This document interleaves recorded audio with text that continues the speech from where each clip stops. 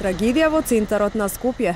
Пламените јазици со кои повеќе од 1 час се бореа пожарникарите одзеде еден млад човечки живот. Станува збор за 25 годишен маж кој работел во продавницата за гуми, местото каде што избувнала пламената стихија на улица Јордан Мијалков. И покрај обидите да го извлечат, пожарникарите не успеале во тоа. Пламените јазици беа избиени надвор од кровот на објектот и постоеше опасност за зафаќање на соседните објекти. Како што може да забележите, они се блиско едно до друго залепени.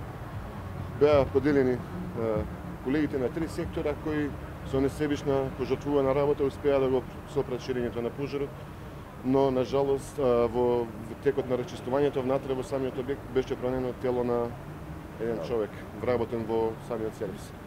Од противпожарната бригада велат дека експлозија на плинска боца е најверојатна причината за пожарот. Од она што ние можеме да го видиме на лице место, најдовне 2 плински боци кои најверојатно биле користени за грејење, едната беше целосно оштетена и постоеше дури опасност со нејзина експлозија.